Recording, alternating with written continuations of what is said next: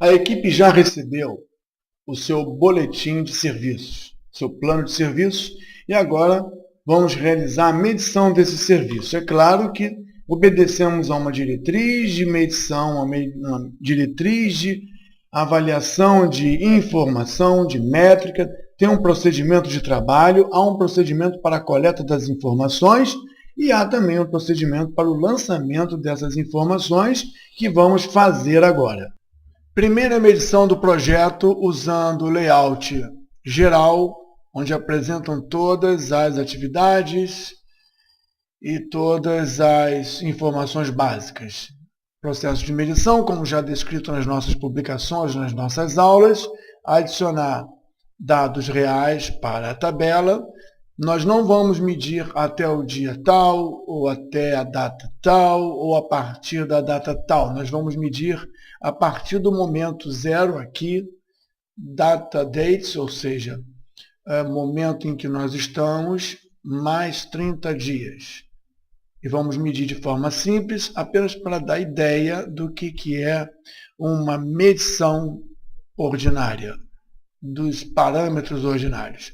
Como nós já comentamos, diversos campos aparecem aqui, nós vamos nos fixar em início aconteceu conforme previsto, é um marco de início. O dinheiro previsto de suprimento chegou no dia previsto. A iniciação não começou no dia 31/8, nós vamos informar que ela começou no dia 1/9. Ou seja, nós já estamos com um problema aqui registrado de início atrasado. O período aqui de trabalho contemplava até o dia 14, e depois do dia 14 o planejamento trabalharia até o dia 28. Início chegou atrasado, fizemos o registro real, o volume produzido pelo início de fato era previsto 100 alguma coisa, 100%, 100 metros, 100 unidades, foi feito, não há nada restante. Aqui nós temos que gastou 80 horas, estava previsto 80 horas. Aqui nós temos uma duração real gasta de 80 horas de trabalho, não falta hora nenhuma. Volume zerado, não temos horas a cumprir. O planejamento que deveria começar no dia 14 não começou no dia 14. Nós vamos informar que começou no dia 19. Ou seja, mais um problema. 19 não, dia 16. Mais um problema. E aqui nós temos um período com volume previsto ser produzido de 30 e para o restante do projeto 70, o volume de 30 quilos, 30 toneladas, na verdade são 30 unidades de medição, e nós temos aqui um resíduo de 70. Mas na verdade, embora começando atrasado, ele fez menos do que era o previsto.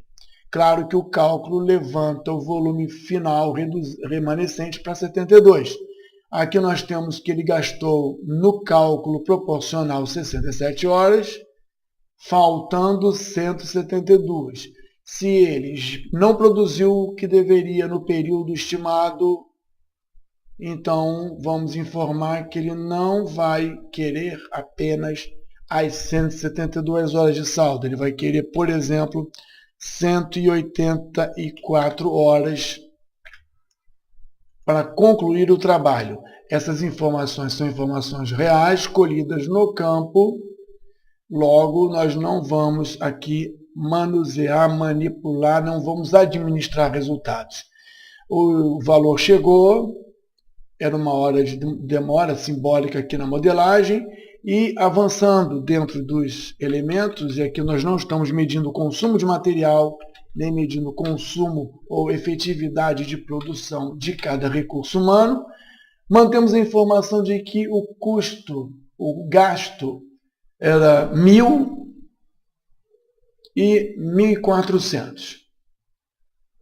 E, na verdade, ele consumiu realmente 1.100, e aqui ele consumiu 1.450.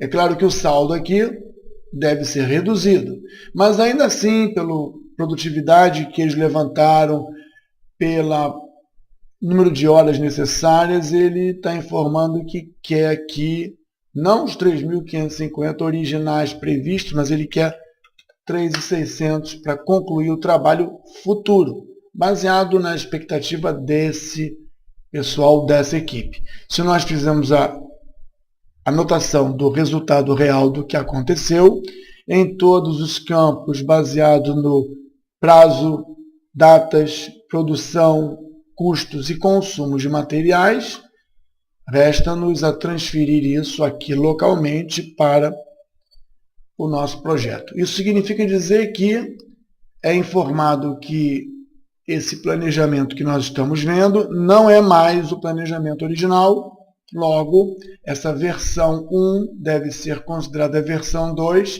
gravando a versão 2.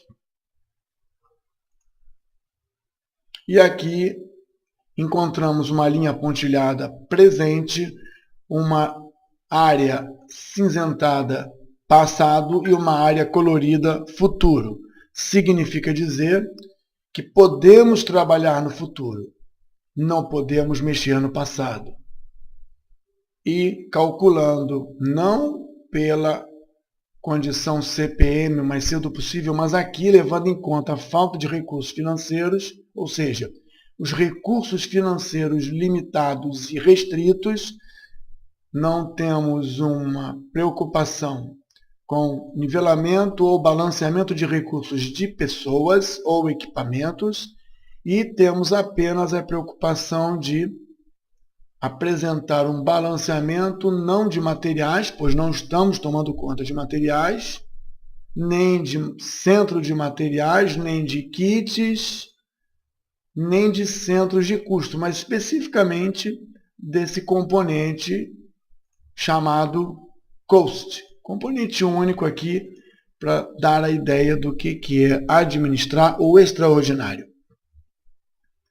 Garantindo esses parâmetros, nivelamento padrão, sem entrar em maiores detalhes, a gente verifica os impactos que essas medições realizadas até o dia data date vão trazer para o nosso projeto. Aqui nós podemos ver os impactos, a base de referência acinzentada e os outros elementos coloridos.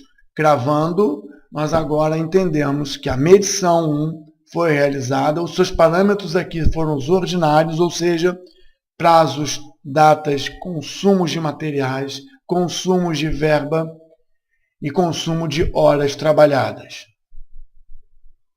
Calculando, encontramos alguns impactos. Vamos analisar os impactos a seguir, mas lembrando mais uma vez que essa versão é a versão 2, referente à medição 1. Apenas para garantir,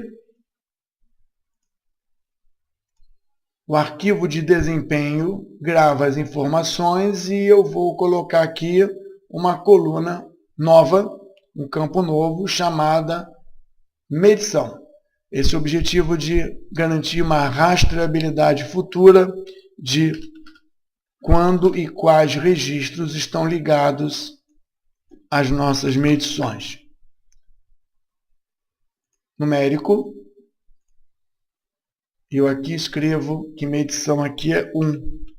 Foi a primeira medição que nós fizemos. Claro que poderíamos trabalhar casas decimais zeradas, mas para reduzir o tempo do nosso vídeo, não vamos entrar nesses detalhes que são objeto do treinamento tradicional. Medição encerrada, agora partindo para a análise dos resultados.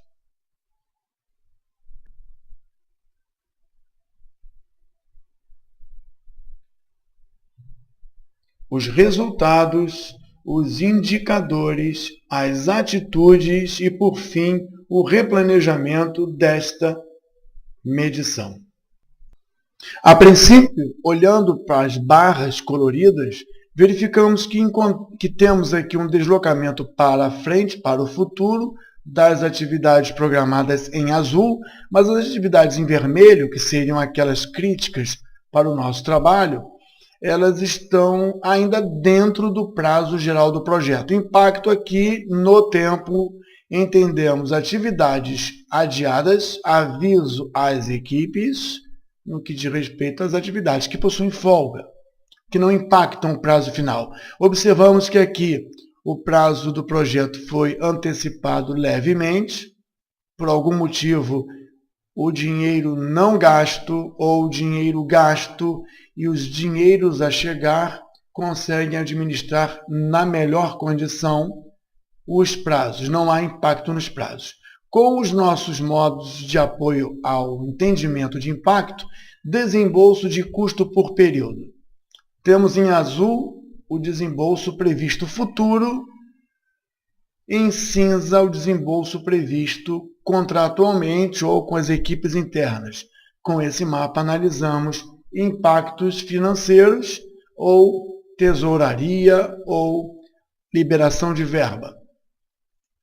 Com a curva S, custo e o custo base, nós temos que o custo azul é o custo atual, projetado a partir da linha pontilhada, e vemos que ele está sendo adiado, digamos assim.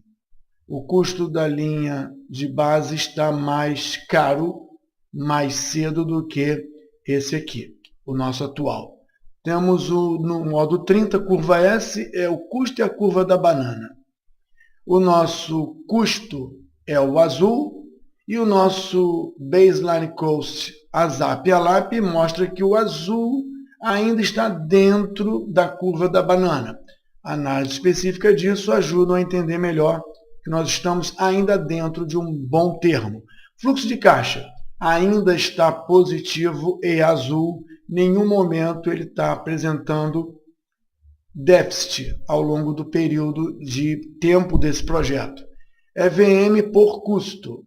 Nós temos aqui em azul o nosso projeto como está, em verde o nosso projeto como deveria estar, e em vermelho o nosso projeto quanto está custando.